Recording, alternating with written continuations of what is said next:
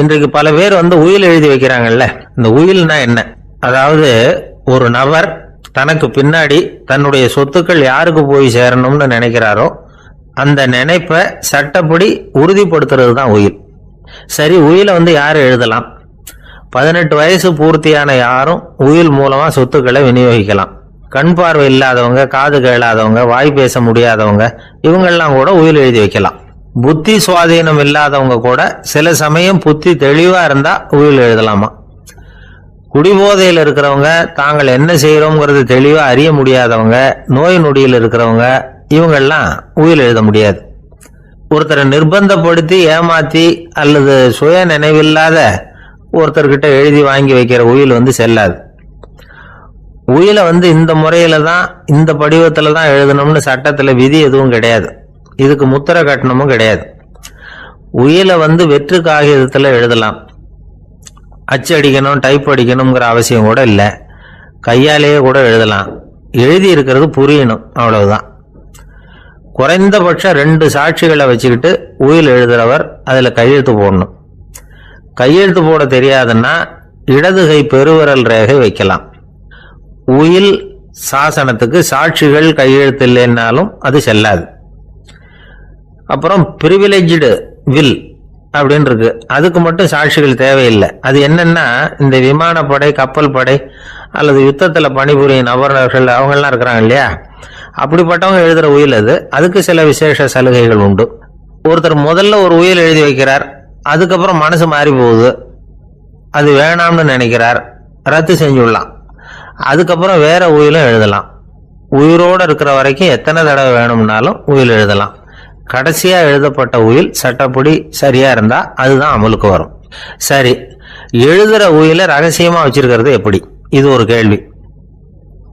இதுக்கு என்ன செய்யணும்னா, ஒருத்தர் உயில எழுதினதுக்கு அப்புறம் அவர் தானாவோ அல்லது அங்கீகரிக்கப்பட்ட முகவர் மூலமாகவோ, அதாவது ஒரு ஏஜென்ட் மூலமாகவோ, ஒரு கவர்ல போட்டு சீல் வச்சு கவர் மேல தன்னுடைய பெயரை எழுதி அல்லது அந்த ஏஜென்ட் பெயரை எழுதி கவர் மேல என்ன அடக்கம் செய்யப்பட்டிருக்கு, உள்ள என்ன இருக்கு அப்படிங்கிற விவரம்லாம் எழுதி சார் பதிவாளர்கிட்ட ஒப்படைக்கலாம். இதுக்கு கட்டணம் உண்டு. அதுக்கப்புறம் எப்ப தேவைப்படுதோ அப்போ ஒரு மனு கொடுத்து அந்த கவரை திரும்ப வாங்கிக்கலாம். இப்ப எழுதுற உயில இவ்வளவு நாளுக்குள்ள பதிவு செய்யணுங்கிற கால வரையறை உண்டா அப்படின்னு ஒரு கேள்வி வரலாம் இல்லையா? எப்ப வேணும்னாலும் பதிவு செய்யலாம். நம்மால் ஒருத்தர் ஒரு நாள் ரொம்ப அவசரமா வந்தார். இந்த உயில் எழுதுறது சம்பந்தமா பூரா விவரமா எனக்கு உடனே தெரியணும்னார். நான் உடனே அவரை வக்கீல் ஒருத்தர்கிட்ட அழைச்சிட்டு போனேன். இவர் அவர்கிட்ட எல்லா விவரமும் கேட்டு தெரிஞ்சுக்கிட்டார். ரொம்ப தேங்க்ஸ்ன்னு சொல்லிவிட்டு 2 பேரும் வெளியில வந்தோம். அதுக்கப்புறம் இவர்கிட்ட கேட்டேன், ஆமா இவ்வளவு விவரமா கேட்குறீங்களே, உங்களுக்கு எத்தனை பிள்ளைங்க சார் அப்படின்னு கேட்டேன். 6 பேர் சார் அப்படின்னார். சரி, இருக்கிற சொத்து எவ்வளவுன்னு கேட்டேன். அதை இனிமே தான் சம்பாதிக்க போறேன் அப்படின்னார். ஒரு அம்மா, அவங்களுக்கு 35 வயசு இருக்கும். குடும்பத்துல எந்த கஷ்டமும் இல்லை. இருந்தாலும் காரணம் இல்லாம பிள்ளைங்க பேர்ல கோவப்படுறது, எரிஞ்சு விடுறது அவங்க வழக்கம். பிள்ளைங்க அழும். உடனே அவங்க மனசும் சங்கடப்படும். இன்னொரு அம்மா, நல்ல வேலையில இருக்கிறவங்க, வாரத்துக்கு ஒரு தடவையாவது தலைவலி வந்துடும். இவங்களுக்கெல்லாம் உடம்புல எந்த கோளாறும் இல்லை, மனசு மட்டும் சரியா இருக்காது. தூக்க மாத்திரை கையில வச்சிருப்பாங்க. 30-35 வயசுடைய பெண்களுக்கு சர்வசாதாரணமா காணப்படுகிற மனக்கோளாறு இது. இதுக்கு பேர் மனவாட்டம், டிப்ரெஷன், மனமடிவு அப்படின்னு சொல்லலாம். இந்த நோய்க்கு அறிகுறி என்ன தெரியுமா? மனசுல வருத்தமான உணர்வு இருக்கும். அடிக்கடி அழலாம் போல தோணும். முன்னால எல்லாம் எந்தெந்த செயல்ல ஆர்வம் இருந்ததோ அதெல்லாம் குறைஞ்சிரும், அல்லது சுத்தமாவே ஆர்வம் இல்லாம போயிடும். சில பெண்கள் இளம் வயசுல பக்கத்துல இருக்கிறவங்க கிட்ட கலகலப்பா பேசுவாங்க, வீட்டை அலங்கரிக்கிறதுல ஆர்வம் இருக்கும். இப்போ அதுல எல்லாம் ஆர்வம் இல்லாம போயிடும். எந்த வேலை செஞ்சாலும் சீக்கிரம் களைப்பு அடைஞ்சுடுறது மாதிரி ஆயிடும். நமக்கு யாருமே உதவியா இல்லை, நம்ம எல்லாரும் கை விட்டுட்டாங்க போல இருக்குதே அப்படிங்கிற உணர்வுலாம் உண்டாகும். தன்னைத்தானே குறை சொல்லிக்குவாங்க. நாம தப்பு பண்ணிவிட்டோம் போல இருக்குதே அப்படின்னு தோணும். குற்றம் பண்ணிட்டதா நினைச்சு கஷ்டப்படுவாங்க. பசி இருக்காது, தூக்கத்துல தொந்தரவு இருக்கும். அடிக்கடி செத்து போடலாங்கிற உணர்வு வரும். தற்கொலை பண்ணிக்கலாங்கிற எண்ணம் உண்டாகும். சில பேர் தற்கொலை முயற்சியில கூட ஈடுபடுவாங்க. சில பேருக்கு பலவிதமான உடல் வலிகள் இருக்கும், பலவீனம் இருக்கும், சீக்கிரமாக களைப்படைஞ்சு போடுவாங்க. இதெல்லாம் மனவாட்ட நோய்க்கான தன்மைகள். இந்த மனவாட்டம் அதாவது டிப்ரெஷனை வந்து 2 வகையாக பிரிக்கலாமா. ஒன்று தானாக உண்டாக்கிக்கிறது, இன்னொன்று எதிர் விளைவை உண்டு பண்ணுகிற அல்லது நரம்பு சம்பந்தப்பட்ட டிப்ரெஷன். தானாக உண்டாக்கிக்கிற மனவாட்ட நோய் இருக்கு பாருங்க, அதுக்கு ஏதாவது சூழ்நிலை காரணமாக இருக்கலாம் அல்லது இல்லாமலும் போகலாம். மூளையில் வந்து டோபாமைன் அல்லது செரட்டோனின் இதோட அளவு வந்து குறையும் பொழுது இந்த டிப்ரெஷன் உண்டாகுது. இதுக்கு ஓரளவு பிறவி காரணங்கள் கூட இருக்கலாம், குடும்பத்தில் வேற சிலருக்கும் வரலாம். பாதிக்கப்பட்ட பெண்ணை வந்து பார்க்கறதுக்கு பலவீனமாக தெரியும், கடுமையான குற்ற உணர்வு இருக்கும், தனியாக இருக்கிறதுக்கு ஆசைப்படுவாங்க, நடு ராத்திரியில் எழுந்திரிச்சு உட்காந்து கஷ்டப்பட்டுக்கிட்டு இருப்பாங்க, கொடூரமான முறையில் தற்கொலை பண்ணிக்க முயற்சி பண்ணுவாங்க, தீ வச்சுக்கிறது, அமிலத்தை குடிக்கிறது, தூக்கில் தொங்குறது. இப்படி தானாக வரவழைச்சிக்கிற மனவாட்ட நோய் வந்து மறையக்கூடிய நோய். ஒரு தடவை வந்தால் 3லேருந்து 6 மாதம் வரைக்கும் நீடிக்கும். இடைப்பட்ட காலங்களில் நோயாளி இயல்பாக இருப்பார். எதிர் விளைவை உண்டு பண்ணுகிற அல்லது நரம்பு சம்பந்தப்பட்ட மனவாட்ட நோய் எப்படின்னா, கணவன் மனைவி மாமியார் மருமகள் இப்படிப்பட்ட உறவு முறை பிரச்சனைகள், தோல்விகள், எரிச்சல்கள், ஆபீஸ் பிரச்சனை, இப்படிப்பட்ட சூழ்நிலையால் உண்டாகிறது. எல்லாத்துக்கும் மருந்து இருக்குது, மார்க்கம் இருக்குது, கவலைப்பட வேண்டியதில்லை, தைரியமாக இருக்கணும். உளவியல் மருத்துவம் இதுக்கு ரொம்ப உபயோகமாக இருக்கும். சில பெண்களை பாருங்க, அவங்க எதுக்கும் அலட்டிக்கிறது இல்லை. ஒரு அம்மா அப்படிதான் தன்னுடைய கணவனை அழைச்சிக்கிட்டு ஒரு மனநோய் மருத்துவர்கிட்ட வந்தாங்க.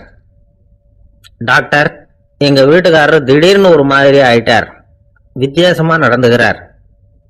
எப்படின்னா, இவர் தன்னையே ஒரு ஒட்டடை பூச்சியா நினைச்சுக்கிட்டு இருக்கிறார். அப்படி நினைச்சுக்கிட்டு தன்னுடைய தலையாலேயே வீட்டில் உள்ள ஒட்டடையெல்லாம் தொடச்சிக்கிட்டு இருக்கிறார் அப்படின்னாங்க. எவ்வளவு நாளா அப்படி இருக்குதுன்னு கேட்டார் டாக்டர். 1 வாரம் அப்படி இருக்குது அப்படின்னாங்க அந்த அம்மா. அப்படின்னா முன்னாடியே ஏன் அழைச்சிட்டு வரல அப்படின்னு கேட்டார் டாக்டர். வீடு பூரா சுத்தமாகட்டுமேனு பார்த்துக்கிட்டு இருந்தேன் டாக்டர் அப்படின்னாங்களாம் அந்த அம்மா. ஆரம்ப காலத்தில் ஒரு குரு, அப்போ ஒரு சீடன் இருந்தான். அது வேடிக்கையான குரு, வேடிக்கையான சீடன். ஒரு ஆசிரமம். ஒரு நாள் ஒருத்தன் அவசரமா அந்த குருவை தேடி வந்திருக்கிறான். என்ன விஷயம்னு விசாரிச்சார் குரு. உங்க சீடர் என்னை வந்து அடிச்சுட்டார் அப்படின்னு புகார் பண்ணானா அந்த ஆள். குரு சீடனை கூப்பிட்டார். அடிச்சியா இந்த ஆளை அப்படின்னு கேட்டாராம். ஆமான் இருக்கான் சீடன். ஏன் அடிச்சே அப்படின்னு கேட்டாராம்.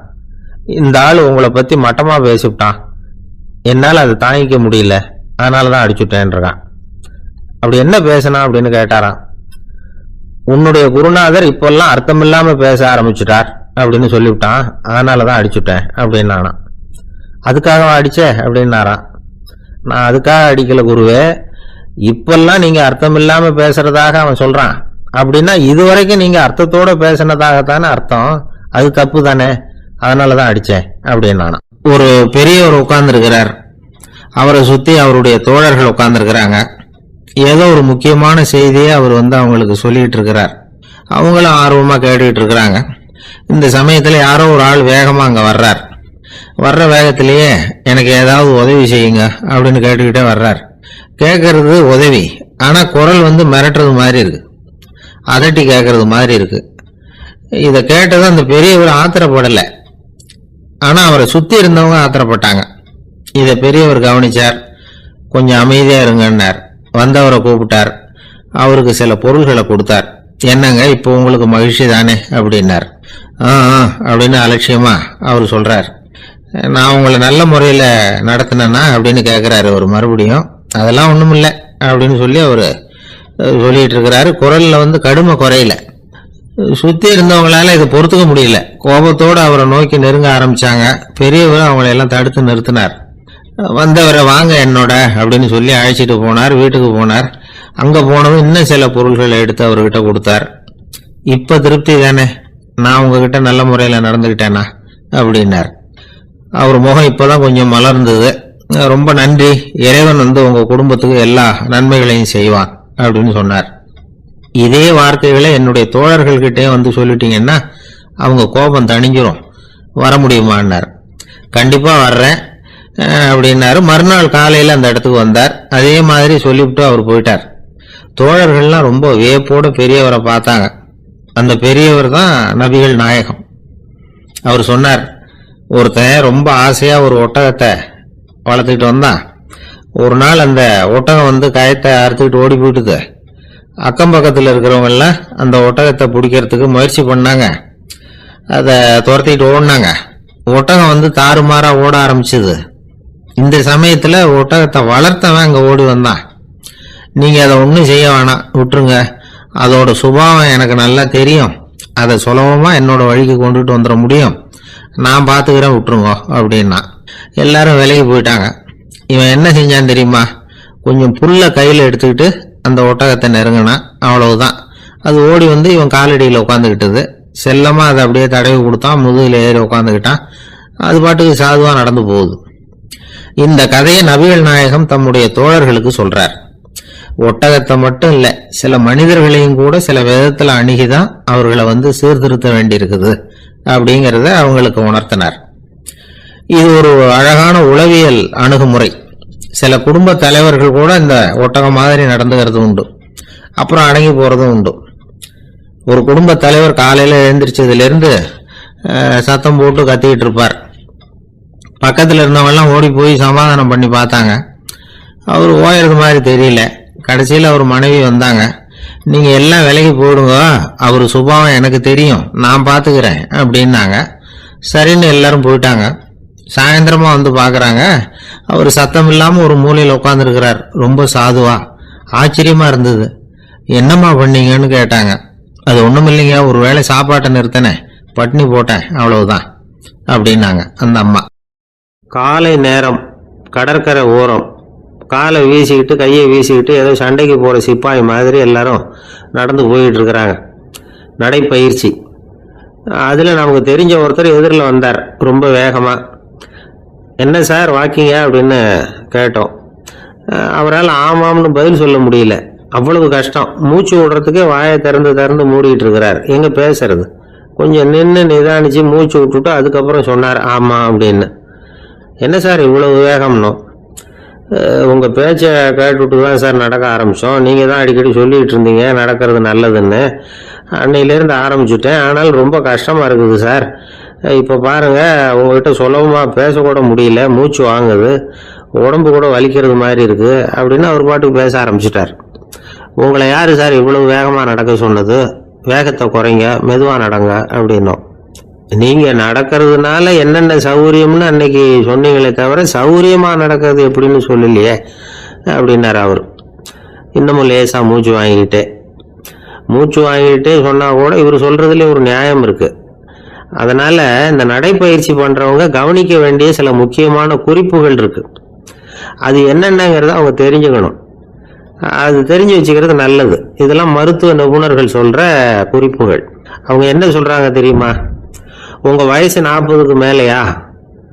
உங்க எடை வந்து இருக்க வேண்டியதை விட 10 கிலோ அதிகமா இருக்குதா? நீங்க புகை பிடிக்கிறவரா? இதய நோய், இரத்த நாள நோய், உயர் ரத்த அழுத்தம் இப்படி ஏதாவது உங்களுக்கு உண்டா? அப்படின்னா நீங்க உங்க இஷ்டத்துக்கு வரிஞ்சு கட்டிக்கிட்டு நடைப்பயிற்சி பண்ண ஆரம்பிச்சிடாதீங்க. முதல்ல ஒரு மருத்துவ பரிசோதனை பண்ணிக்கங்க, அதுதான் நல்லது அப்படின்னு அவங்க சொல்றாங்க. நடக்கிறப்போ, உடற்பயிற்சி செய்யறப்போ மார்பு பகுதியில அல்லது வேற எங்கேயாவது தொடர்ந்து வலி இருந்ததுன்னா பயிற்சியை நிறுத்தி விட்டு டாக்டரை போய் பார்க்கணும். நடைப்பயிற்சி பண்றப்போ உங்க சக்திக்கு தகுந்த மாதிரி மெதுவா அதிக கஷ்டம் இல்லாம முன்னேறலாம். அங்க என்ன போட்டியா வைக்கிறாங்க? முந்திக்கிட்டு போய் என்ன பண்ண போறோம்? பரிசா வாங்க போறோம்.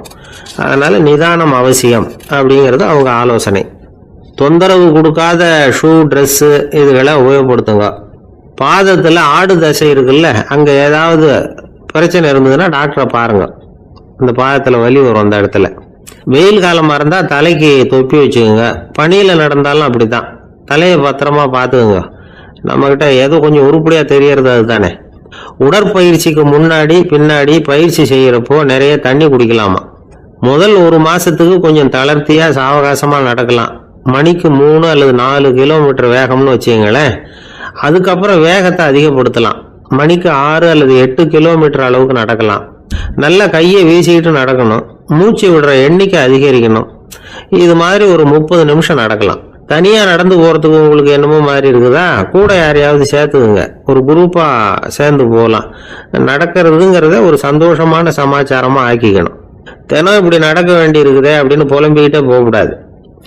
சில பேர் நடக்கிறப்போ கடந்த காலத்தை அசை போட்டுக்கிட்டே போவாங்க, சில பேர் வருங்காலத்தை அசை போட்டுக்கிட்டே போவாங்க, சில பேர் முக்கியமான திட்டம்லாம் இப்படி நடக்கிறப்போ தான் தீர்மானம் பண்ணுவாங்க. நடக்கிறதுனால மன இறுக்கம் குறையுது, பரபரப்பு குறையுது, மன ஆற்றல் பெருகுது, தன்னம்பிக்கை வளருது, முதுமை தள்ளி போகுது, செயல்திறன் அதிகரிக்குது. இதை தவிர உடம்புக்கும் பல விதமான சௌகரியங்கள் ஏற்படுது.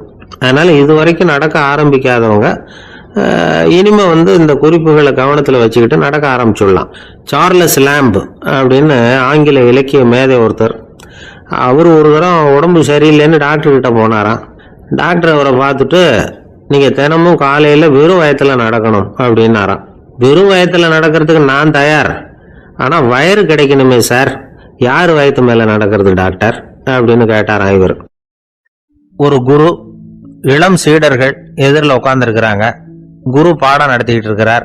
சீடர்களுக்கு ஒரு ஆசை, அதாவது ஒரு முக்கியமான மந்திரத்தை நம்ம குருநாதர்கிட்ட இருந்து கத்துக்கணும் அப்படிங்கிறது அவங்க ஆசை. அது என்ன மந்திரம்னா, இறந்தவரை உயிர்ப்பிக்கக்கூடிய புனித மந்திரம், அதாவது செத்தவங்களுக்கு மீண்டும் உயிர் உண்டாக்குகிற மந்திரம். குருவே தயவு பண்ணி அந்த மந்திரத்தை எங்களுக்கு உபதேசிக்கணும் அப்படின்னு கேட்டாங்க. அது ரொம்ப ஆபத்தானது, அது என்னத்துக்கு உங்களுக்கு வேண்டாமேன்னாராம் குரு. எங்களுடைய நம்பிக்கை உறுதிப்படுறதுக்காகத்தான் கேட்குறோம், வேற ஒன்றும் இல்லை அப்படின்னாங்களாம் சீடர்கள். பக்குவப்படாத அறிவுங்கிறது ரொம்ப ஆபத்தானது அப்படின்னாராம் குரு. இது சீடர்களுக்கு புரியல.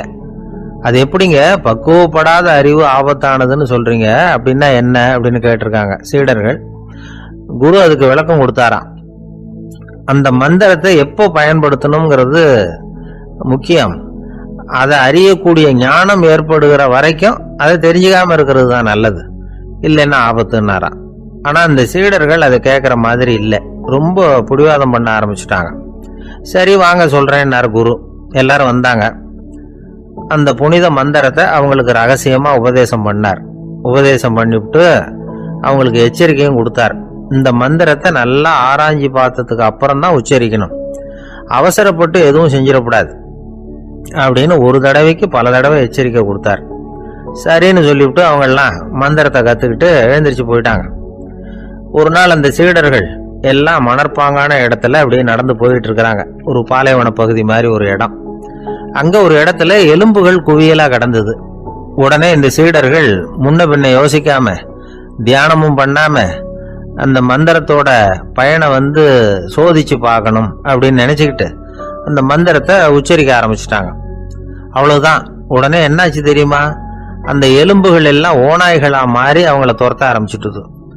சீடர்கள் எல்லாம் தலைதெறிக்க ஓட ஆரம்பிச்சுட்டாங்க. ஓநாய்களும் விடல, அவங்கள துரத்தி பிடிச்சி கடிச்சு கொதற ஆரம்பிச்சுட்டுது. அப்பதான் அந்த சீடர்களுக்கு குரு சொன்ன அறிவுரையோட அர்த்தம் புரிஞ்சுது. பக்குவப்படாத அறிவு ஆபத்தானது அப்படிங்கிறது. அதனால இதுல இருந்து நாம தெரிஞ்சுக்க வேண்டியது என்னன்னா, நாம நம்ம அறிவை வளர்த்துக்கிட்டா மட்டும் போதாது, அந்த அறிவை எப்போ எப்படி பயன்படுத்தணும் அப்படிங்கிற பக்குவமும் நமக்கு வரணும். அப்பதான் வாழ்க்கை நல்லபடியா அமையும், இல்லைன்னா இடைஞ்சல் தான். இந்த காலத்துல சில சின்ன பிள்ளைங்களுக்கே அறிவு ரொம்ப பக்குவப்பட்டிருக்குங்கிறத உணர முடியுது. ஒரு சின்ன பையன் பள்ளிக்கூடத்துல மார்க் லிஸ்ட் கொடுத்தாங்க, வாங்கிக்கிட்டு அவசரமா வீட்டுக்கு ஓடினான். எதிரில் வந்த ஒருத்தர் கேட்டார், என்ன அவசரம், ஏன் இப்படி வேகமா ஓடுறேன்னார். எங்க அம்மா கிட்ட அடி வாங்கணும், அதுக்காக தான் ஓடுறேன்னா. அடி வாங்கறதுக்கா இவ்வளவு அவசரம்னார் அவரு. அப்படி இல்லைங்க, நான் போறதுக்குள்ள எங்க அப்பா வீட்டுக்கு வந்துட்டாருன்னா அவர்கிட்ட அடி வாங்க வேண்டியிருக்கும், அதை அவாய்ட் பண்றதுக்காக இப்படி ஓடுறேன் அப்படின்னு நானும். அந்த பையன் ஒரு நண்பர், சினிமா படம் தயாரிக்கிறவர், அவர்கிட்ட ஒரு நாள் பேசிக்கிட்டு இருந்தேன். அது எப்படி சார், நீங்க எடுக்கிற எந்த படமும் கையை கடிக்காத அளவுக்கு எடுத்துடுறீங்களே, அது எப்படின்னு கேட்டேன். அது ஒன்றும் பெரிய விஷயம் இல்லை சார், பெண்களுக்குன்னு சில உருக்கமான காட்சிகள், இளைஞர்களுக்குன்னு சில நடனங்கள், அடிதடி காட்சிகள், அப்புறம் வயசானவங்களுக்குன்னு சில ஆன்மீக காட்சிகள், சின்ன பிள்ளைங்களுக்கு சிரிப்பு, இப்படி எல்லாமும் சேர்த்து நான் படம் எடுக்கிறேன். மசாலா படம்னு பேரு. இது ரொம்ப பெருசா இல்லைன்னாலும் ஓரளவுக்கு சுமாரா ஓடிரும், கையை கடிக்காது அப்படின்னார். இது ஒரு உத்தி. சில பத்திரிகை ஆசிரியர்களும் இந்த உத்தியை கையாளுறது உண்டு. இந்த உத்திக்கு பார்னம் உத்தி அப்படின்னு பேரு, பார்னம் எஃபெக்ட் அப்படின்னு சொல்லுவாங்க. அதாவது ஃபீனியஸ் டி பார்னம் அப்படின்னு ஒருத்தர் அமெரிக்காவில் இருந்தாராம். அதாவது 19ஆம் நூற்றாண்டுல அமெரிக்காவில் கொடிகட்டி பறந்த ஒரு சர்க்கஸ் நிறுவனத்தின் அதிபர் அவர். இந்த உலகத்துல ஒவ்வொரு நிமிஷமும் ஒரு ஏமாளி பறந்துகிட்டே இருக்கிறான் அப்படிங்கிறது அவருடைய சித்தாந்தம். ஒவ்வொருத்தரையும் திருப்திப்படுத்துற அளவுக்கு அம்சங்களை கொஞ்சம் கொஞ்சமா கலந்து கேளிக்கை நிகழ்ச்சிகளை நடத்தினதுதான் அவருடைய மகத்தான வெற்றிக்கு காரணம். அதனால அந்த உத்தியை யாரு கடைபிடிச்சாலும் சரி, அதுக்கு பார்னம் உத்தி அப்படின்னு பேர் வந்துட்டுது. ஜோசியம் சொல்றவங்களுக்கும் இந்த உத்தி தான் கை கொடுக்குது. ஒரு விஷயத்த ஒருத்தருடைய கோள் நிலைகள் அல்லது கையெழுத்து நிரூபிக்கிறதாக அவர்கிட்ட சொன்னா அதை அவர் நம்பிவிடுவார். ஆனா அந்த விஷயம் நல்லதா இருக்கணும், நேர்மையானதா இருக்கணும், அதாவது பாசிட்டிவா இருக்கணும். 8ஆம் இடத்துல குரு, 9ஆம் இடத்துல சனி, நீங்க ஒரு பெரிய மேதை தான் அப்படின்னு சொல்லுவாங்க. கேட்கறவங்களுக்கு அதை மறுக்கிறதுக்கு மனசு வராது. அப்படி சொல்லும் பொழுது கூடவே என்ன கொஞ்சம் முன்கோபம் அதிகமா இருக்கும், இருந்தாலும் அது உடனே மறைஞ்சிரும் அப்படின்னு சில அற்ப விஷயங்களையும் சொன்னாலும் அதையும் சரிதான்னு சொல்லி ஒத்துக்குவாங்க. ஆளுமையை எடை போடுகிற ஒரு நிறுவப்பட்ட உத்தியின் மூலமாக தன்னுடைய குணாதிசயங்கள் கண்டுபிடிக்கப்பட்டதாக அவர் நம்புறது தான் இதுக்கு காரணம். இந்த மாசம் பணத்தட்டுப்பாடு கொஞ்சம் இருக்கும், உடம்புல ஏதாவது கொஞ்சம் அசௌகரியம் இருக்கும், வீட்டுக்குள்ள லேசா மனஸ்தாபம் வரலாம், இது மாதிரி பொதுப்படையா சிலதை சொன்னாலே போதும், மக்களை நம்ப வச்சுடலாம். இதெல்லாம் நமக்கு மட்டும்தான் ஏற்படுது அப்படின்னு சொல்லி அவங்க நினைக்கிறது தான் காரணம். இதுதான் பார்னம் உத்திங்கிறது. மனிதர்கள் பாராட்டுகளை விரும்புறதும் விமர்சனங்களை வெறுக்கிறதும் பார்னம் உத்தியின் அடுத்த கூறு. அதனால ஒருத்தருக்கு ஜோசியம் சொன்னாலும் சரி, அவருடைய ஆளுமையை மதிப்பிடுறதாக இருந்தாலும் சரி, அவரை புகழற மாதிரி இருந்தாலும் சரி, அப்படி இருந்தாதான் அது சரியா இருக்கும். சாதகமான விஷயங்களை அதிகமாகவும் பாதகமான விஷயங்களை நாசூக்காவும் சொன்னா மக்கள் அதை நம்பிடுவாங்க. ஒருத்தரை கருமின்னு சொன்னா ஏத்துக்க மாட்டார். அதையே கொஞ்சம் மாத்தி நீங்க கொஞ்சம் சிக்கனமான ஆசாமி அப்படின்னு சொன்னா நீங்க சொல்றது சரிதான் சார் அப்படிம்பார். நீங்க பெரிய செலவாளி தான், இருந்தாலும் நல்ல விஷயங்களுக்கு தான் செலவழிப்பீங்க அப்படின்னு சொல்லணும். இப்படி இந்த பார்னம் உத்தியை கடைபிடிச்சு இன்னைக்கு வெற்றிகரமா காலம் தள்ளுறவங்க நிறைய பேர் இருக்கிறாங்க. இந்த உலகத்துல ஒவ்வொரு நிமிஷமும் ஒரு ஏமாளி பறந்துகிட்டே இருக்கிறான் அப்படிங்கிறது தான் ஃபீனியஸ் பார்னம் அவர்களுடைய நம்பிக்கை. அதை விட அடுத்தவங்களை ஏமாளியா நினைக்கிற மனுஷர்கள் தான் இன்னைக்கு உலகத்துல ரொம்ப அதிகம். ஒருத்தர் தன்னுடைய மேல் அதிகாரி கிட்ட போய், ஐயா ஒரு நாள் லீவு வேணும், என் தங்கச்சிக்கு கல்யாணம் அப்படின்னார். அவரு பார்த்தார், ஒரு 10 நிமிஷம் வெளியில இருங்கன்னார். 10 நிமிஷம் கழிச்சு கூப்பிட்டார், இதை பாருங்க நீங்க சொல்றது பொய், இப்போ உங்க தங்கச்சிக்கு போன் பண்ண, அவங்க தனக்கு 2 வருஷத்துக்கு முன்னாடியே கல்யாணம் ஆயிட்டதாக சொல்றாங்க அப்படின்னார். உடனே இவரு சொன்னார், சார் இப்போ நீங்க சொல்றதும் பொய்யாதான் இருக்கணும், ஏன்னா நிஜமா எனக்கு ஒரு தங்கச்சியே கிடையாது அப்படின்னார். ஒரே ஒரு ஊர், அந்த ஊருக்கு பேரு கொடையாளிப்பட்டி. அந்த பேருக்கு தகுந்த மாதிரி தான் அந்த ஊர் மக்களும். யார் என்ன கேட்டாலும் இல்லைன்னு சொல்லாம கொடுப்பாங்க. கொடையாளிகள் நிறைந்த ஊர். இனாமா மட்டும் இல்ல, கடனாவும் பணம் கொடுப்பாங்க. யாருக்காவது அவசரமா பணம் தேவைப்பட்டதுன்னு வச்சுக்கோங்க, அந்த ஊருக்கு போய் வாங்கிக்கலாம். பத்திரம் தேவையில்லை, சாட்சி தேவையில்லை, ஜாமீன் தேவையில்லை, எந்த உத்தரவாதமும் கேட்காம பணம் கொடுத்துருவாங்க. நம்மால் ஒருத்தனுக்கு பணம் தேவைப்பட்டது, சொந்த பந்தமெல்லாம் கேட்டு பார்த்தா யாரும் கொடுக்குற வழியா தெரியல. எல்லாரும் அவங்கவுங்க சௌரியத்தை பார்க்கறவங்க, அடுத்தவங்க சௌரியத்தை பத்தி கவலைப்படாதவங்க. இவன் எல்லாரையும் கேட்டு பார்த்துட்டு சோர்ந்து போய் உக்காந்துட்டான். அந்த நேரம் தான் கொடையாளிப்பட்டியை பத்தி கேள்விப்பட்டான். அப்படி ஒரு ஊர் இருக்கிறது தெரிஞ்சதும் அந்த ஊருக்கு வழி கேட்டுக்கிட்டு ஒரு நாள் புறப்பட்டு போனான். வயல்காட்டு வழியா போக வேண்டியிருந்தது. மெதுவா நடந்து ஊர் எல்லைக்கு வந்துட்டான். 2 பக்கமும் விவசாய வேலைகள் மும்முரமா நடந்துகிட்டு இருக்குது. ஏர் உழுதுகிட்டு இருக்கிறாங்க. அப்ப அங்க ஒரு ஆளை பாம்பு கடிச்சுட்டுது. பக்கத்துல வேலை செஞ்சுக்கிட்டு இருந்தவங்க ஓடி வந்தாங்க. அவசரமா செய்ய வேண்டிய முதல் உதவியெல்லாம் செஞ்சு பார்த்தாங்க, பலன் இல்லை. அந்த ஆள் செத்து போட்டான். அவன் செத்து விட்டான்னு தெரிஞ்சதும் அவனை தூக்கி வரப்பு மேல போட்டுட்டு எல்லாரும் அவங்கவுங்க வேலையை கவனிக்க ஆரம்பிச்சிட்டாங்க. அங்க ஒரு ஆளு இவனை பார்த்து சொன்னான், ஐயா நீங்க போற வழியில இவன் சொந்தக்காரன், இவனுக்கு சோறு கொண்டுகிட்டு வருவான், இவன் இங்க செத்து விட்டான்னு அவன்கிட்ட சொல்லிவிடுங்க அப்படின்னா. இவனுக்கு ரொம்ப ஆச்சரியம், என்னடா இது பாம்பு கடிச்சுட்டுதுன்னதும் பதறி அடிச்சுக்கிட்டு ஓடி வந்தாங்க, செத்து விட்டான்னதும் பேசாம தூக்கி போட்டுட்டு போயிட்டாங்க அப்படின்னு நினைச்சுக்கிட்டே நடந்து போறான். எதிரில் சோறு கொண்டுகிட்டு ஒரு ஆள் வந்தான். இவன் விவரத்தை சொன்னான். அங்கே உங்க சொந்தக்காரன் பாம்பு கடிச்சு செத்து போட்டான் அப்படின்னா. அவன் கொஞ்ச நேரம் அமைதியாக நின்னான். அதுக்கப்புறமா அங்கேயே வரப்பில் உட்காந்து கொண்டுகிட்டு வந்த சோத்தை தானே சாப்பிட்டு முடிச்சான். பேசாமல் எழுந்திரிச்சு திரும்பி போயிட்டான். கொஞ்சம் கூட பதறல, அழலை. இப்படியும் ஒரு ஊரா அப்படின்னு நினச்சி ஆச்சரியப்பட்டுக்கிட்டே இவன் ஊருக்குள்ளே போனான். ஒரு பெரிய மனுஷனை பார்த்து பணம் கேட்டான். அவரும் இவனோட பேரையும் ஊரையும் மட்டும் விசாரிச்சுக்கிட்டு தேவையான பணத்தை கொடுத்துட்டார். பணத்தை வாங்கிட்ட பிறகு தன்னுடைய மனசை அரிச்சுக்கிட்டு இருந்த அந்த விஷயத்தை பற்றி கேட்டான். ஐயா, வழியில் ஒருத்தன் செத்துட்டான், அவனை அப்படியே தூக்கி வரப்பில் போட்டுட்டு எல்லாரும் வயல்வெளி வேலைகளை பார்த்துக்கிட்டு இருக்கிறாங்களே அப்படின்னா. இதுக்கு அந்த பெரியவர் சொன்னார், ஆமாம் அப்படித்தான் செய்வோம், வேலை முடிஞ்சு வீட்டுக்கு திரும்புறப்போ அவனை தூக்கிட்டு வந்து அடக்கம் பண்ணிடுவோம் அப்படின்னார். ரொம்ப ஆச்சரியமா இருக்கு அப்படின்னா. ஏன் உங்க ஊர்ல யாராவது செத்துட்டா என்ன பண்ணுவீங்க அப்படின்னு கேட்டார். என்ன இப்படி கேட்குறீங்க, எங்க ஊர்ல எல்லாம் பணத்தை தூக்க விட மாட்டாங்க, ஒப்பாரி வைப்பாங்க, கட்டி புரண்டு அழுது புலம்பி தீத்துருவாங்க அப்படின்னா. இவன் பெரியவர் பார்த்தார். அவங்கிட்ட கொடுத்த பணத்தை லபக்குன்னு பறிச்சுக்கிட்டார். திருப்பி வாங்கிட்டார். இவன் பதறி போய் நிற்கிறான். அவர் சொன்னார், பணத்தையே விட மாட்டேன்னு கட்டுப்பிடிச்சி அழுதா நான் கொடுத்த பணத்தை மட்டும் எப்படி திருப்பி கொடுக்க போற, போயிட்டு வா அப்படின்னு விரட்டி விட்டாராம். இந்த கதையை நண்பர் ஒருத்தர் சொன்னார். கதை வேடிக்கையா தெரிஞ்சா கூட இதுல கருத்து உண்டு. பணம் பிணம் இது ரெண்டையுமே விடுறதுக்கு அவ்வளவு சுலபமா மனம் வர்றதில்லை. இந்த ரெண்டு விஷயங்கள்லேயும் அறிவார்ந்த செயல்பாடு தேவை. ஒரு பேருந்து மரத்துல மோதி விட்டது. எல்லாரும் அடிபட்டு முனைகிட்டு கிடக்குறாங்க. டிரைவர், கண்டக்டர் இவங்களுக்கும் அடி. அவங்களும் ஒரு பக்கம் கிடக்குறாங்க. ஒரு மூலையில் கிடக்கிற ஒருத்தன் மெதுவாக முக்கி முனகி கண்டக்டர்னு சத்தம் போடுறான். கண்டக்டர் மெதுவாக நகர்ந்து அவங்ககிட்ட போய் என்னன்னு விசாரிக்கிறார். அவன் ரொம்ப சிரமப்பட்டு வாயை திறந்து ஒரு 15 காசு சில்லற பாக்கி அப்படின்னானா. ஒரு ஊரில் ஒரு மன்னன் இருந்தான், கொடுங்கோல் மன்னன். நிறைய தொந்தரவு பண்ணிக்கிட்டு இருந்தான். அவன் ஒரு தடவை என்ன பண்ணான் தெரியுமா? ஒரு தப்பும் பண்ணாத ஒரு இளைஞனை பிடிச்சி ஜெயிலில் அடைச்சுட்டான். அந்த பையனோட சொந்தக்காரங்கள்லாம் ராஜா கிட்ட போனாங்க. அவன் ஒரு தவறும் பண்ணல, அவனை விடுதலை பண்ணுங்க அப்படின்னு கெஞ்சி கேட்டுக்கிட்டாங்க. மன்னன் வந்து யோசனை பண்ணான். அந்த இளைஞனை கூப்பிட்டுக்கிட்டு வர சொன்னான். அவனை கொண்டாந்து ராஜா முன்னாடி நிறுத்தினாங்க. இதை பாருப்பா, உன்னை நான் விடுதலை பண்ணுவேன், ஆனால் ஒரு கண்டிஷன். அந்த நிபந்தனையை நீ நிறைவேற்றினா உனக்கு விடுதலை அப்படின்னா மன்னன். சரின்னு ஒத்துக்கிட்டான் பையன். மன்னன் வந்து கண்டிஷன் என்னங்கிறத சொன்னான். உங்ககிட்ட ஒரு செம்மறி ஆட்டை கொடுக்க போறேன். 1 மாசத்துக்கு அதுக்கு தேவையான தீனியையும் கொடுக்க போறேன். 1 மாசம் கழிச்சு அந்த ஆட்டை வந்து எடை போட்டு பார்ப்பேன். அந்த ஆட்டின் எடை கொஞ்சம் கூட கூடி இருக்கக்கூடாது.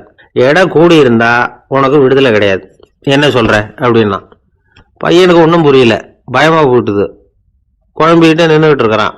சரி, ஒரு நாள் டைம் தரேன், நல்லா யோசனை பண்ணி பார்த்துட்டு நாளைக்கு உன் முடிவை சொல்லு அப்படின்னா மன்னன். பையன் கவலையோட வெளியில வந்தான். அங்க ஒரு பெரியவர் நின்றுகிட்டு இருந்தார். அவர்கிட்ட விஷயத்தை சொன்னான். அந்த பெரியவர் இந்த பையனுக்கு காதோட காதா ஒரு வழியை சொல்லி கொடுத்தார். அதை கேட்டதும் பையன் மறுபடியும் மன்னன் முன்னாடி வந்து நின்னா. உங்க நிபந்தனையை ஏத்துக்கிறேன்னு சொன்னான். மன்னன் வந்து ஒரு ஆட்டுக்குட்டியையும் அதுக்கு 1 மாசத்துக்கு தேவைப்படுற தீவனத்தையும் கொடுக்கும்படியா உத்தரவு போட்டான். கொடுத்தாங்க, ஓடிட்டு போயிட்டான். 1 மாசம் தினமும் தவறாம அந்த தீவனத்தை ஆட்டுக்குட்டிக்கு போட்டுக்கிட்டு இருக்கிறான். 1 மாசம் கழிச்சு அந்த ஆட்டை வந்து அரண்மனைக்கு ஓட்டிகிட்டு போனான். மன்னன் அதை எடை போட்டு பார்க்கறான். எடை கூடவே இல்லை, அப்படியே தான் இருக்குது. உடனே போட்ட நிபந்தனைப்படி அந்த இளைஞனை வந்து விடுதலை பண்ணிவிட்டான். சரி, ஆட்டுக்கு எடை கூடாம இருக்கிறதுக்கு அந்த பெரியவர் சொல்லி கொடுத்த யோசனை என்ன அப்படின்னா, அது வேற ஒன்றும் இல்லை. அந்த ஆட்டுக்கு எதிரில் அது கண்ணில் படுற மாதிரி ஒரு ஓநாயை கட்டி போட சொன்னார். அவ்வளவுதான். ஆட்டுக்கு ஓநாய்ங்கிறது பிறவி பகை. ஓநாயை பார்த்தா ஆடு நடுங்க ஆரம்பிச்சிரும், அவ்வளவு பயம். தினமும் அந்த ஆடு பயந்துகிட்டே தீனி சாப்பிட்டது, எடை கூடல. அதுதான் ரகசியம். இது வந்து சின்ன பிள்ளைங்களுக்கான ஒரு கதை. இதுல இருந்து தெரிஞ்சுக்க வேண்டிய உண்மை என்னன்னா, நாமெல்லாம் சாப்பிடுறப்ப மனசும் உடம்பும் அமைதியா இருக்கணும். அப்பதான் அது உடம்புல விட்டோம். அவசரத்திலையும் பயத்திலையும் சாப்பிட்டா அது சரியா ஜீரணம் ஆகாது. இன்னொரு ராஜா இருந்தார். அவரும் ஒரு இளைஞனை ஜெயிலில் அடைச்சு விட்டார். விடுதலை பண்ணணும்னா ஒரு கண்டிஷன்னார். என்னன்னு கேட்டான்.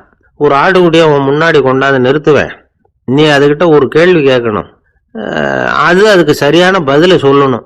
அப்படி செஞ்சுட்டா உனக்கு விடுதலைன்னார். இளைஞன் யோசனை பண்ணி பார்த்தான். சரின்னு ஒத்துக்கிட்டான். அது பிரகாரமே ஆட்டுக்குட்டிய பதில் சொல்ல வச்சுட்டான். என்ன நடந்தது தெரியுமா? ஆட்டுக்குட்டியை கொண்டாந்து நிறுத்தினாங்க. இவன் மெதுவா அதுகிட்ட போனான். அது காதுகிட்ட போய் ஏப்ரலுக்கு அடுத்த மாசம் என்ன மாசம்னு கேட்டான். அது உடனே மேன்னு கத்திச்சு. இவன் விடுதலை ஆயிட்டான். வாழ்க்கையில ரொம்பவும் அடிபட்டு அல்லல் போட்டுக்கிட்டு இருக்கிற ஒருத்தர் வந்தார். மனசு ரொம்பவும் நொந்து போய் பேசினார். இந்த உலகத்துல மனுஷனா பிறந்ததை விட மாடா பிறந்திருக்கலாம் சார் அப்படின்னார். திடீர்னு வந்து என்கிட்ட இப்படி சொன்னா அதுக்கு நான் என்னங்க பண்ண முடியும் அப்படின்னேன். உங்ககிட்ட வரணும்னு தோணுச்சு, அதனால வந்தேன் அப்படின்னார். சரிங்க, இப்படி ஒரு யோசனை வந்ததுக்கு என்ன காரணம் அப்படின்னு சொல்லி அவர்கிட்ட கேட்டேன். அதுக்கு அவர் சொன்னார், என் பையனுக்கு வேலை தேடுறேன் கிடைக்கல, பொண்ணுக்கும் மாப்பிள்ளை தேடுறேன் கிடைக்கல, வீடு கட்டுறதுக்கு கடன் கேட்குறேன் கிடைக்கல, மாடா பிறந்திருந்தா இது மாதிரி கவலையெல்லாம் கிடையாதுல்ல, பேசாம வைக்கோலை தின்னுக்கிட்டு அசை போட்டுக்கிட்டே கடந்துள்ளாமே அப்படின்னார் அலட்சியமா. அதுக்கப்புறம் தான் அவர் சொன்ன கருத்தை நானும் கொஞ்சம் அசை போட ஆரம்பிச்சேன் மனசுக்குள்ள. இப்போ இயற்கையை பொறுத்த வரைக்கும் அது நாம எல்லாரும் மகிழ்ச்சியா வாழணும் அப்படின்னு தான் விரும்புது. விலங்குகள், பறவைகள், தாவரங்கள், அப்புறம் மற்ற உயிரினங்கள் எல்லாமும் நல்லபடியா இருக்கணும் அப்படிங்கிறது தான் இயற்கையோட விருப்பம். அதுல ஒன்றும் சந்தேகம் இல்லை. இயற்கையோட அமைப்பை கொஞ்சம் கவனிச்சு பார்த்தா அதை நாம நல்லா புரிஞ்சுக்கலாம். இருந்தாலும் இந்த ஆள் சொன்னதை கேட்ட பிறகுதான் ஒரு முக்கியமான வேறுபாடு புரிஞ்சுது. அதாவது இந்த உலகத்துல உள்ள முக்கியமான பிரச்சனைகள் 6. அந்த 6 பிரச்சனைகளும் ஆடு மாடுகளுக்கு கிடையாது, மரம் செடி கொடிகளுக்கு கிடையாது. ஆனா மனுஷன் அந்த 6 பிரச்சனைகளையும் சந்திக்க வேண்டியிருக்கு. சரி, அந்த 6 பிரச்சனைகள் என்னென்ன தெரியுமா? முதல்ல இந்த ஆடு மாடுலாம் நமக்குன்னு சொந்தமா ஒரு வீடு இல்லையே அப்படின்னு கவலைப்பட்டுக்கிட்டு இருக்கிறது இல்லை. ஆனா மனிதனுக்கு வீடு தேவைப்படுது. இது ஒரு வித்தியாசம். இப்ப 2வது பிரச்சனை என்னன்னா ஆடை பிரச்சனை. ஒரு கோழியோ சேவலோ நாம போட்டுக்கிறதுக்கு ஒரு சட்டை இல்லையே அப்படின்னு கவலைப்படுறது இல்லை. ஆனா மனுஷனுக்கு அந்த கவலை உண்டு. சரி, இப்போ 3வது என்னன்னு பார்த்தா கல்வி பிரச்சனை. ஒரு பசுமாடு கவலையோட நின்றுகிட்டு இருக்கு அப்படின்னு வச்சுக்குவோம். நீங்க அதுகிட்ட போய் ஏன் பசுமாடை கவலையோட நின்றுகிட்டு இருக்கிற அப்படின்னு கேட்குறீங்க. என் கண்ணுக்குட்டிக்கு எல்கேஜியில் இடம் கிடைக்கல, டொனேஷன் கொடுக்கறதுக்கு கையில் பணமும் கிடையாது, சிபாரிசுக்கு யாரை பிடிக்கிறதுன்னு தெரியல, இப்படியா சொல்லிகிட்டு இருக்கோம். அதுக்கு அந்த கவலையெல்லாம் கிடையாது. ஆனால் மனிதனுக்கு அந்த கவலை உண்டு. 4வது என்னன்னு பார்த்தீங்கன்னா வேலை வாய்ப்பு பிரச்சனை. வேலை கிடைக்கலையே அப்படின்னு வேப்பமரம் கவலைப்படுறது இல்லை, ஆனால் மனுஷன் கவலைப்படுறான். 5வது என்னன்னு பார்த்தா கல்யாண பிரச்சனை. எருமை மாடு பசுமாடு எல்லாம் பொண்ணுக்கு மாப்பிள்ளை தேடிட்டாலே இது பேப்பரில் மணமகன் தேவை அப்படின்னு விளம்பரமாக கொடுக்குது, அதெல்லாம் கிடையாது. 6வது என்னன்னு பார்த்தீங்கன்னா பணம் சம்பந்தமான பிரச்சனை. ஆடு மாடுலாம் பணத்தை சேமிக்கணும்னோ ஏதாவது நிதி நிறுவனத்தில் முதலீடு பண்ணணும்னோ நினச்சிக்கிட்டு இருக்கிறதில்ல. பணத்தை எப்படி காப்பாற்றுறது அப்படிங்கிற கவலையும் அதுகளுக்கு கிடையாது. குதிரை வந்து குளம்போட பிறகுது, அதனால அது காடு மேடெல்லாம் கவலை இல்லாமல் தெரியலாம். ஆடு வந்து உடம்புல ரோமத்தோட பிறகுது, அதனால் அது குளிரை பற்றி கவலைப்பட வேண்டிய அவசியம் இல்லை. ஆனால் மனுஷனை பார்த்தீங்கன்னா அவன் தான் ஒன்றும் இல்லாமல் பிறக்கிறான். ஏன் இந்த பாகுபாடு அப்படின்னு கேட்டால் இதை பற்றி கொஞ்சம் சிந்திச்சு பார்க்கணும். அதாவது இந்த சந்தேகத்தை ஒரு பெரியவர்கிட்டையும் கேட்டேன். அவர் சொன்னார் இதுக்கு பதில். அவர் இதே கேள்வியை இயற்கை கிட்ட கேட்டாராம். இயற்கை பதில் சொல்லிச்சான். வேற யாருக்கும் கொடுக்காத ஒரு வலுவான கருவியை, ஒரு பவர்ஃபுல் வெப்பன் மனுஷனுக்கு கொடுத்துருக்கிறேன்னு, அந்த கருவியை உபயோகப்படுத்தி அந்த 6 பிரச்சனையை மட்டும் இல்லை 6 கோடி பிரச்சனைகள் இருந்தாலும் அதையெல்லாம் சமாளிக்கலாம். அது கருவி என்ன தெரியுமா? அதுதான் 6வது அறிவு. அதை உபயோகப்படுத்தினா காலுக்கு செருப்பு தயார் பண்ணிக்கலாம், குளிருக்கு போர்வை தயார் பண்ணிக்கலாம், என்ன வேணும்னாலும் செய்யலாம் அப்படின்னு இயற்கை பதில் சொல்லிச்சான். அதனால நாம செய்ய வேண்டியது என்னன்னா இயற்கையை முதல்ல சரியா புரிஞ்சுக்கணும். இயற்கையின் படைப்பையே நாம வந்து சரியா புரிஞ்சுக்கிறது இல்லையா, அதுதான் வேதனை. இந்த கதையை கேளுங்க. இப்ப நகரத்திலிருந்து ஒரு ஆளு கிராமத்துக்கு வந்தான். அங்க ஒரு சிறுவன் மாடு மேய்ச்சிக்கிட்டு இருந்தான். நகரத்து ஆள் சொன்ன, எவ்வளவு அழகான பசு, அது சரி இதுக்கெல்லாம் ஏன் கொம்பு இல்லைன்னா. இதுக்கு அந்த பையன் பதில் சொன்னான், பசுமாட்டுக்கு கொம்பு இல்லாததுக்கு பல காரணங்கள் உண்டு. கண்ணுக்குட்டியா இருந்தா கொம்பு இருக்காது, பசு வளர்ந்து பெருசானதுக்கு அப்புறம் தான் கொம்பு முளைக்கும், இது ஒரு காரணம். சில சமயம் வளர்ற கொம்பு எடுத்து விடுறது உண்டு, அது ஒரு காரணம். ஆனா இதுக்கு ஏன் கொம்பு இல்லைன்னு கேக்குறீங்க, அதுக்கு என்ன காரணம்னா இது பசு இல்ல குதிரை அப்படின்னானா. ஒருத்தர் ரொம்பவும் மகிழ்ச்சியா வந்துகிட்டு இருந்தார். என்ன விஷயம்னு விசாரிச்சேன். நான் தோத்து போயிட்டேன், அதுதான் மனசுக்கு மகிழ்ச்சியா இருக்கு அப்படின்னார். எனக்கு இது ரொம்ப ஆச்சரியமாக போச்சு. இந்த உலகத்தில் தோற்று போகிறவங்க யாரும் மகிழ்ச்சியாக இருக்கிறது இல்லை. அப்படி இருக்கிறப்ப இவர் இப்படி சொல்கிறாரே, எங்கே தோற்று போனீங்கன்னு கேட்டேன். அதுக்கப்புறம் தான் அவர் விவரமாக சொன்னார். என்னோட 5 வயசு குழந்தையோட நான் விளையாடிக்கிட்டு இருந்தேன். அந்த விளையாட்டில் என் குழந்தை ஜெயிச்சு விட்டுது, நான் தோற்று போட்டேன் அப்படின்னார் ரொம்ப உற்சாகமாக. நான் யோசித்து பார்த்தேன். அதாவது நாம் சின்ன குழந்தையா இருக்கிறப்போ எந்த விளையாட்டில் கலந்துக்கிட்டாலும் அதில் நாம தான் ஜெயிக்கணும்னு ஒரு வெறி நமக்குள்ளே இருக்கும். நம்மளை எதிர்த்து விளையாடுறவர் நல்லவரா கெட்டவரா, பெரியவரா சின்னவரா அப்படிங்கிறதெல்லாம் முக்கியம் கிடையாது. அவர் தோற்று போகணும், நாம் ஜெயிக்கணும், அதுதான் முக்கியம். எதிரியை சந்தோஷப்படுத்த விளையாடுகிற கலை அப்போ நமக்கு தெரியறதில்ல. வாழ்க்கையில் ஒரு பக்குவம் வந்ததுக்கு அப்புறம் வெற்றி பெறணுங்கிற மன அழுத்தம் போயிடுது. போட்டியில் ஜெயிக்கணுங்கிறத விட குழந்தைய சந்தோஷப்படுத்தணுங்கிறது முக்கியமாக போச்சு. ஜெயிக்கணுங்கிற வெறி ஓடி போட்டுது. ஒரு குழந்தையா இருந்தப்போ நம்ம வளர்ச்சிக்கு உதவிய வெறி பெரியவனானதுக்கு பிறகு நமக்கு எதிரியா மாறுது. அதை சரியான சமயத்தில் நாம் புரிஞ்சுக்கிட்டோம்னா போதும், நாம் பொழைச்சிக்கலாம். ஒவ்வொரு மனுஷனுமே வாழ்க்கையோட அடுத்த கட்ட வளர்ச்சியில் அடி எடுத்து வைக்கிற நேரத்தில் தன்கிட்ட இருந்து ஏதோ ஒரு குணத்தை அல்லது தன் குணம் இருந்த ஏதோ ஒரு உறவை நாம் இழக்கத்தான் வேண்டியிருக்குது. ஒரு கட்டம் வரைக்கும் உதவியாக இருந்த குணம் அடுத்த கட்டத்துக்கு தடையாக கூட மாறிடலாம். இந்த பரிமாண மாற்றத்துக்கு உள்ளாகிற ஒவ்வொருத்தரும் பிரத்யட்சமாக இதை உணர்றாங்க. ஆனால் பல பேர் எப்படின்னா பழசை திறந்துவிட்டு புதிய கொள்கைகளை உருவாக்கிக்கிறதுக்கு இஷ்டம் இல்லாமல் இருந்துடுறாங்க, அல்லது அப்படி செய்ய முடியாமல் தவிக்கிறாங்க. இதையெல்லாம் மீறி அந்த பழசை திறந்துட்டா அதை இழந்ததால் உண்டாகிற மன அழுத்தம் சில காலத்துக்கு வருத்திக்கிட்டு தான் இருக்கும், வேற வழி இல்லை. ஆரோக்கியமான ஒரு முன்னேற்றத்துக்காக அந்த மன அழுத்தத்தை தாங்கிக்கத்தான் வேணும் அப்படிங்கிறாரு அந்த உலக புகழ்பெற்ற மேதை ஒருத்தர், இந்த ஸ்காட் பெக் அப்படிங்கிறவர்.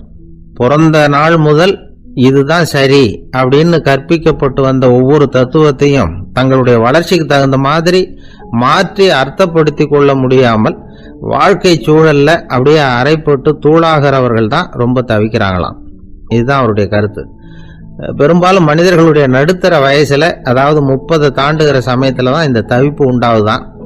இதை தான் மேற்கத்திய நாடுகளில் அடிக்கடி மிட் லைஃப் கிரைசிஸ் அப்படின்னு சொல்றாங்க. அப்பப்போ பழசையெல்லாம் தொலைச்சி விட்டு புதுசா பிறக்கிறதுக்கு கத்துக்கணும். ஒவ்வொரு நிமிஷத்தையும் அந்த நிமிஷத்துக்கு ஏற்ற சித்தாந்தம் கொண்டவர்களாக சந்திப்போம் அப்படிங்கிறார் அந்த உளவியல் நிபுணர். இப்படி பழகிக்கிட்டா வாழ்க்கை இன்பமயம், இல்லைன்னா தவிப்பு மயம்தான். பழசை தொலைக்க முடியாதவர்களில் எத்தனையோ பேர் உண்டு, எத்தனையோ ரகம் உண்டு. அதில் வேடிக்கையான நண்பர்களும் உண்டு. ஒருத்தர் நண்பர் வீட்டுக்கு போனார்.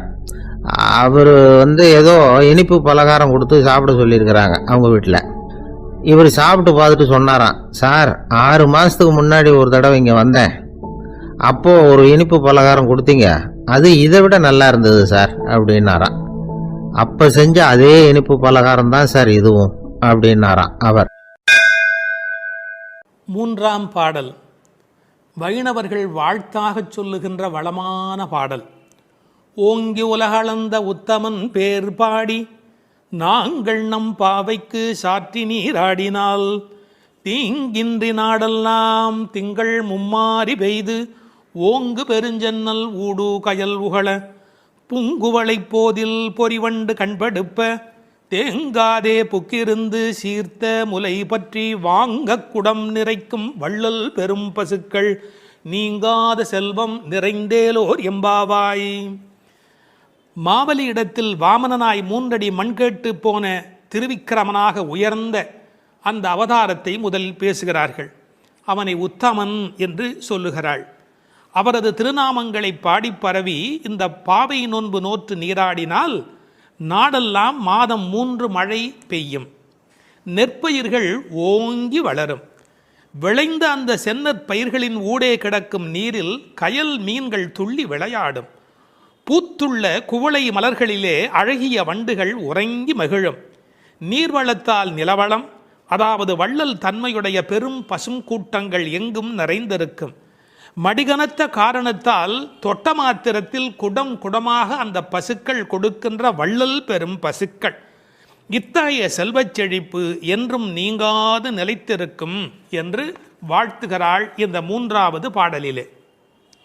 ஓங்கி உலகளந்த உத்தமன், குள்ளமாக வந்தவன், ஆனால் ஓங்கி உலகத்தை அளந்த திரிவிக்கிரமனாக மேலே உயர்ந்தவன். இதில் நாம் சிந்திக்க வேண்டிய பகுதி ஒன்று இருக்கிறது. இந்த உலகத்தில் வாழ்கிற மனிதர்கள் 3 வகை: அதமன், மத்தியமன், உத்தமன். தன்னலம் மட்டுமே கொண்டு வாழ்கிற மிக கீழானவர்கள் அதமன். தானுண்டு தன் குடும்பம் உண்டு என்கிற ஒரு எளிய வட்டத்துக்குள் வாழ்கிறவன் மத்தியமன். பிறருக்காக வாழ்பவன், அவசியமென்றால் பிறருக்காக தாழ்பவன் எவனோ அவனே உத்தமன்.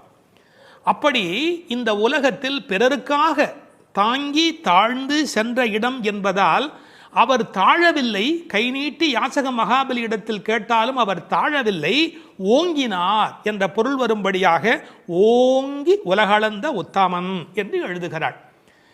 அவருடைய திருவடி இந்த உலகம் முழுவதும் பட்டதாம், உயிர்குலம் முழுவதும் பட்டதாம். ஏன்? இதற்கு உரையாசிரியர்கள் ஒரு அழகான வார்த்தை சொல்வார்கள். உறங்குகிற போது மாதா பிரஜையை அணைத்தபடி படுத்திருப்பாள் ஸ்பரிச சுகத்திற்காக. ஒரு அம்மா குழந்தைய பக்கத்தில் வைத்து கொண்டு படுக்கிற போது அப்படியே அந்த குழந்தை மேலே கை வைத்து கொண்டு படுத்திருப்பாள். என்ன சுகம்! அந்த குழந்தையும் நிம்மதியாக தூங்கும், அந்த தாயும் நிம்மதியாக சந்தோஷப்படுவாள். அப்படி தாய் குழந்தையை அணைப்பது போல இந்த உயிர்களை அணைப்பதற்காக பெருமான் தன் திருவடியை இந்த பூமியிலே வைத்தானாம். ஓங்கி உலகளந்த உத்தமன் என்கிறாள். நாமத்தின் பெருமையினை பேறு பாடி என்கிறாள்.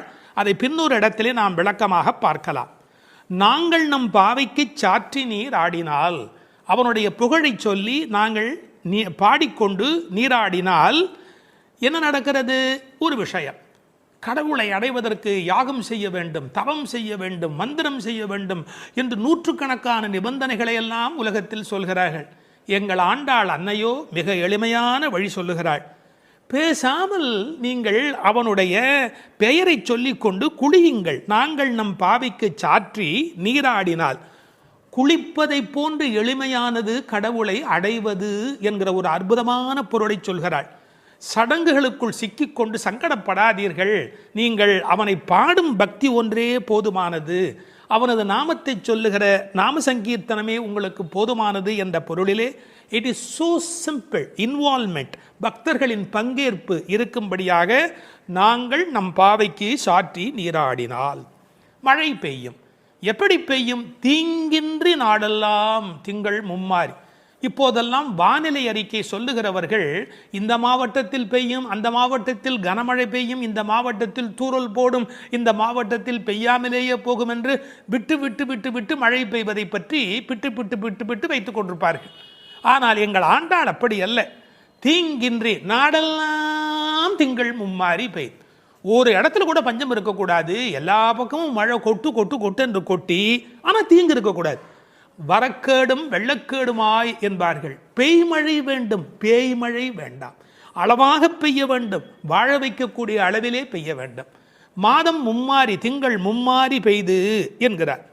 9 நாள் வெயிலும் 1 நாள் மழையுமாய் என்று உரை எழுதுவார்கள். மண்ணினுடைய வயிறு உள்வாங்கக்கூடிய வகையில் வெயில் காய வேண்டும், பிறகு ஒரு மழை பெய்ய வேண்டும், வெயில் காய வேண்டும், பிறகு ஒரு மழை பெய்ய வேண்டும்.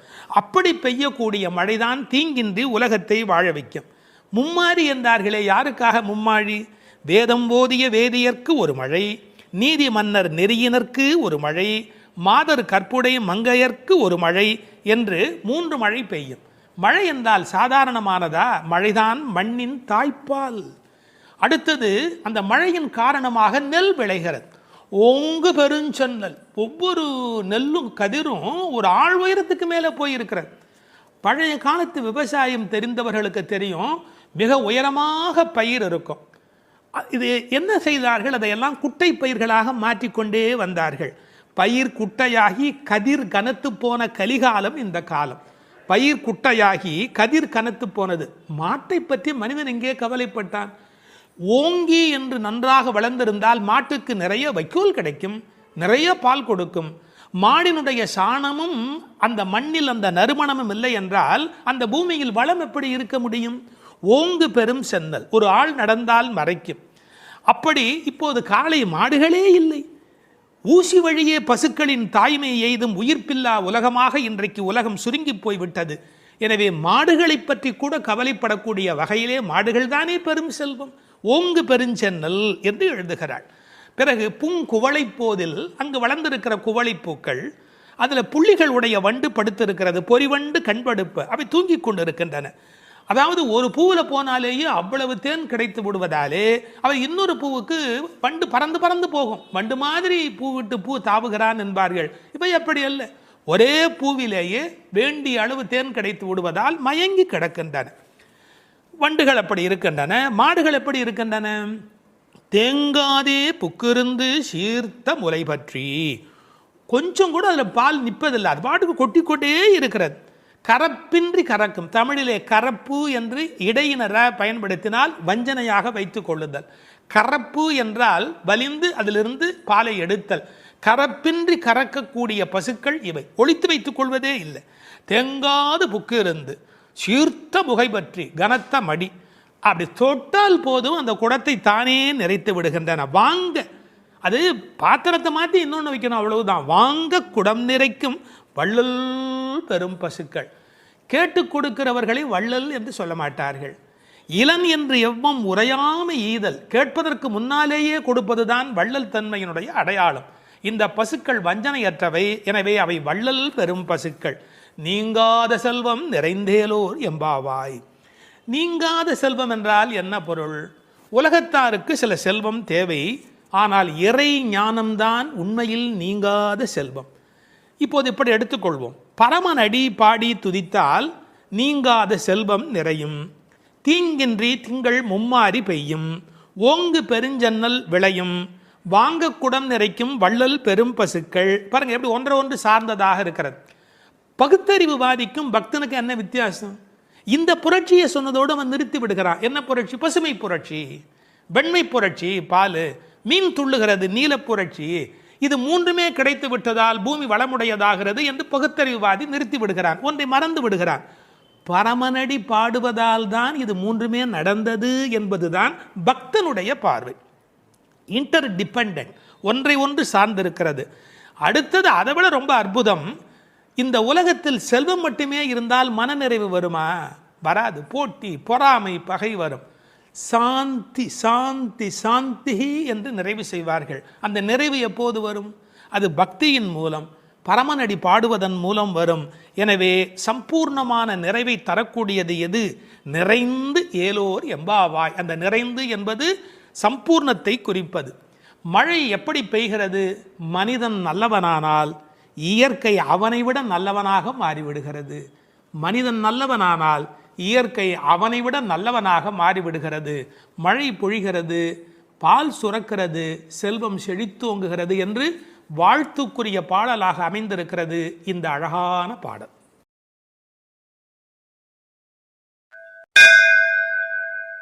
மழை உலகில் எப்படி பெய்ய வேண்டும் என்று சொல்லுகிற 4வது பாடல்.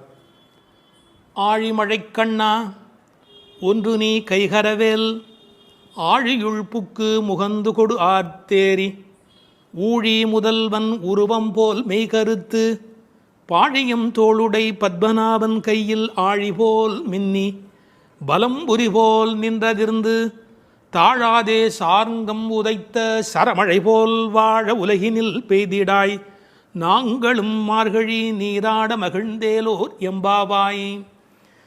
மார்கழி நோன்பு நோர்க்கும் காலத்தை முதல் பாட்டால் சொல்லி, நோன்பு செய்யும் முறையை 2ஆம் பாடலால் விளக்கி, அதன் பயனாய் மழை பொழியும் என்பதை 3ஆம் பாடலால் கூறி, இப்போது மழை எப்படி பொழிய வேண்டும் என்று இந்த பாடலால் விளக்குகின்றார். மழை வேண்டும் என்று ஆண்டாள் கூற, மழைக்கடவுள் அம்மா நான் எப்படி பொழிய வேண்டும் என்று கேட்கிறானாம். மழை பொழிய வேண்டிய முறையையும் ஆண்டாள் நியமிக்கிறார். பெரும் மழை பொழிய காரணமான தலைவனே, ஆழி மழைக்கு அண்ணா, உன்னிடம் நாங்கள் கேட்பது இதுதான். கொஞ்சம் கூட கையில் மிச்சம் வைத்து கொள்ளாதே, நன்றாக பெய்துவிடு. பெருங்கடலில் புகுந்து ஆழமான இடம் வரை சென்று நீரை முகந்து, சப்தத்துடன் மேலே வானத்தில் கிளம்பி, ஊழி காலத்து தலைவனான எம்பெருமானது வடிவம் போல உடம்பு கருத்து கார்மேகமாய், பரந்த அழகிய தோள்களை உடைய பத்மநாபனான திருமாலின் வலது திருக்கரத்தில் உள்ள சக்கரத்தைப் போல் மின்னி, இடது கரத்திலே உள்ள பாஞ்சசன்ய சங்கு போல இடியிடித்து, அவனது கரத்திலே உள்ள சார்ங்கம் என்ற வில்லிலே இருந்து புறப்படுகின்ற அம்புகளைப் போல மழை பெய்ய வேண்டும். இம்மழை நாங்கள் உலகில் வாழச் செய்வதாய் இருக்க வேண்டும்.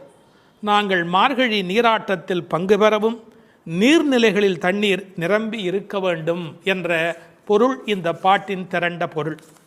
ஆழி மழைக்கண்ணா ஒன்று நீ கைகரவேல். மழைக்கு அண்ணா என்றும் பிரிப்பார்கள், மழைக்கண்ணா என்றும் அழைப்பார்கள். இந்த குழந்தைகள் வருணனை முதலில் குறிப்பிடுகின்றன. அவர் யார் என்ன என்று பெயர் தெரியாததாலே சின்ன பிள்ளைகள் அண்ணா என்று அழைக்கிற மாதிரி ஆழி மழைக்கு அண்ணா என்று பொதுவாக அழைத்தன. கடலுக்கு எத்தனையோ பெயர் இருந்தாலும் ஆழி ஏனென்றால் ஆழமானது என்று பொருள். முன்னீர், புணரி, வாரி என்று எத்தனையோ பெயர் உண்டு. ஆற்று நீர், ஊற்று நீர், மழைநீர் என்று மூன்றும் தங்கி இருப்பதாலே அது முன்னீர். நதிகள் கடலில் முடிகின்றன என்பது கண்ணுக்கு தெரிந்த உண்மை. நதிகள் கடலில் முடிகின்றன என்பது கண்ணுக்கு தெரிந்த உண்மை. ஆனால் கடலிலிருந்தே ஆரம்பமாகின்றன என்பது நாம் கண்டறிய வேண்டிய உண்மை. இந்த உலகத்தில் எல்லோரும் கண்ணுக்கு தெரிந்த உண்மைகளை பார்க்கிறார்கள், கண்டறிய வேண்டிய உண்மைகளை பற்றி கவலைப்படுவதில்லை. இதில் விஞ்ஞானமும் இருக்கிறது, மெஞ்ஞானமும் இருக்கிறது.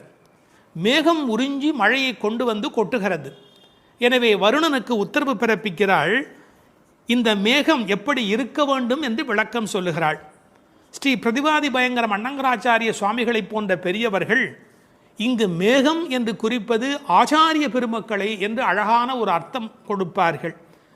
ஒரு 7-8 விளக்கங்கள் சொல்லலாம் என்றாலும் ஒரு 4-5 நாம் பார்க்கலாம். உப்பு தண்ணீர் கடல் அதை மதுரமான நீராக மேகம் மாற்றி விடுகிறது. அதுபோல கடினமான விஷயங்களையும் உபதேசிக்கிற ஆச்சாரியர்கள் மதுரமான விஷயங்களாக மாற்றி விடுகிறார்கள். கடல் அங்கங்கே போய் பெய்துவிட முடியாது, தண்ணீர் கொடுக்க முடியாது. அதுபோல் பரமாத்மாவை விட ஆச்சாரியர்கள் அங்கங்கே விஜயம் செய்து மக்களுக்கு இந்த மழை பெய்கிறார்கள். மழை பள்ளத்தை நிரப்புவது போல ஆச்சாரியன் உள்ளத்தை நிரப்புகின்றான். மழை பெய்யாவிடில் நஷ்டம், அதுபோல் ஆச்சாரியன் உபதேசிக்காவிடில் மிகப்பெரிய நஷ்டம்.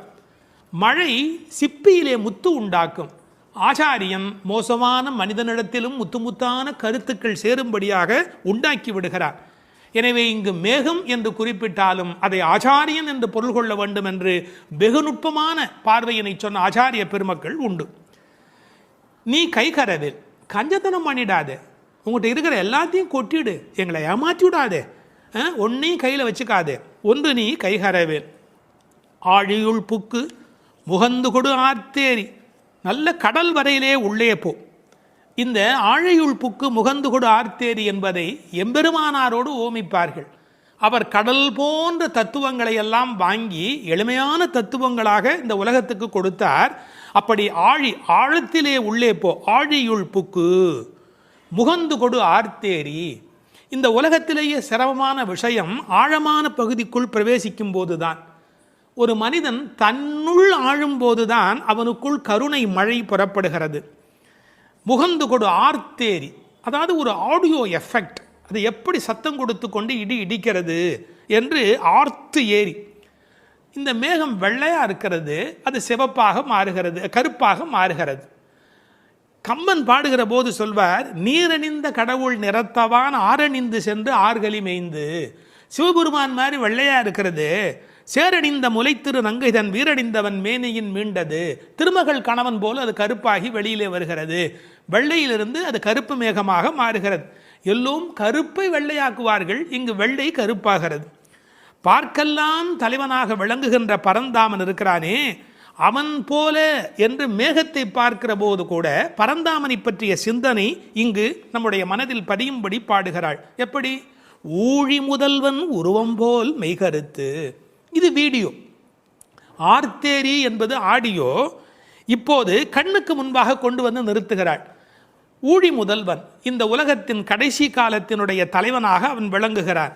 அவனுடைய உருவம் எப்படி மெய் கருத்து விளங்குகிறதோ அதுபோல் நீ இருக்க வேண்டும். காக்கை சிறகினிலே நந்தலாலா நிந்தன் கரிய நிறம் தோன்றுதையே நந்தலாலா என்று கண்ணனுடைய கருப்பை மகாகவி பாரதி அனுபவித்தார் அல்லவா? அதுபோல அந்த உருவம் மெய்கருத்து விளங்குகிறது. பாருங்கள், இடிப்பதில் ஒரு ஆடியோ எஃபெக்ட், அந்த உருவத்தை வர்ணிப்பதில் ஒரு வீடியோ எஃபெக்ட். இந்த ஆடியோ வீடியோ பாடலை நீங்கள் பாடியோ ஆடியோ இந்த உலகத்தில் வெளிப்படுத்த வேண்டும். பாழியம் தோளுடை பத்மநாபன் கையில். இந்த பெருமானுடைய தோள் எப்படிப்பட்ட தோள் தெரியுமா? பருத்த தோள், பெருத்த தோள், நிறைய பலம் தாங்கக்கூடியது. கம்பன் பாடுகிறார், ராமனுடைய தோள்களை பாடுகிற போது, குன்று போன்றுயர் தோளில் கொற்றதில் ஒன்று தாங்கினான் உலகம் தாங்கினான். அந்த ஒரு தோள் போதும் உலகத்தையே தாங்கிறதுக்கு அப்படின்னு, குன்று போன்றுயர் தோளில் கொற்றவில் ஒன்று தாங்கினான் உலகம் தாங்கினான் என்று பேசுவார் கவிச்சக்கரவர்த்தி கம்பர். நாபியில ஒரு தாமரை இருக்கிறது, அதில் பிரம்மா இருக்கிறார், இருமடி ஆகு பெயராக இவருக்கே பத்மநாபன் என்கிற பெயர் இந்த உலகத்தில் பொருந்தி வருகிறது. இந்த மின்னல் மின்னுகிறது, இடி இடிக்கிறது, அதுவும் பெருமாளுடைய சங்கு சக்கரங்களைப் போல அவளுக்கு காட்சி அளிக்கிறது. அந்த சக்கராயுதம் எப்படி ஒளி உடையதாக மின்னிக்கொண்டு வருகிறதோ, திருவாழி ஆழ்வான் விரோதிகள் இருக்கும் இடமெல்லாம் போய் எப்படி அழிக்கிறதோ அதுபோல அந்த மின்னல் மின்ன வேண்டும். அது பெருமானுடைய ஆயுதத்திலே ஒன்று. வலம்புரி போல் நின்றதிருந்து அந்த சங்கு போல, வலம்புரி சங்கை போல, படைவோர் பூக்கு முழங்கும பாஞ்ச சன்னியமும் பல்லாண்டு. அந்த சங்குக்கு எவ்வளோ பெரிய ஏற்றம்! உண்பது சொல்லில் உலகளந்தான் வாயமுதும் கண்படை கொள்ளில் கடல் வண்ணன் கைத்தலத்தே என்று எப்போதும் பெருமாளோடு ஸ்பரிசம் அனுபவித்துக் கொண்டிருக்கிற அந்த சங்கு, வலம்புரி சங்கு, அதுபோல் நின்று அதிர்ந்து அந்த சங்குநாதம் போன்ற ஒரு பெரிய ஒலியை எழுப்பி, தாழாதே சார்ங்கம் உதைத்த சரமழை போல் பெய்திடாய். மழை எப்படி பெய்யணும்? அடம் மழை, அப்படியே சரமழை மாதிரி பெய்யணும். ராமசரம் எப்படி புறப்பட்டதோ, சார்ங்கம் என்ற வெள்ளிலே இருந்து அது எப்படி விடாமல் வந்து கொண்டே இருந்ததோ ராவணனை பார்க்கிற காலத்திலே, அப்படி இந்த மழை அடைமழையாய் பெய்ய வேண்டும். எதற்காக? நாங்களும் மார்கழி நீராட மகிழ்ந்தேலோர் எம்பாவாய். இந்த உலகத்தில் நாடெங்கும் வாழ கேடொன்றும் இல்லை என்பார்கள். எல்லாரும் நல்லா இருந்தால் நாமும் நல்லா இருக்க போகிறோம் இல்லையா? அதனால் இந்த உலகத்தில் எல்லோரும் நன்றாக இருக்க மார்கழி நீராட மகிழ்ந்து நாங்களும் மகிழ்ச்சியாக இருந்து விட்டு போகிறோம். இந்த ஓமை இருக்கிறது, இது ஓமை அணி இலக்கணத்திலே தலை சிறந்த 4 செய்திகளை உள்ளடக்கியது. எப்படி அந்த மழை பெய்ய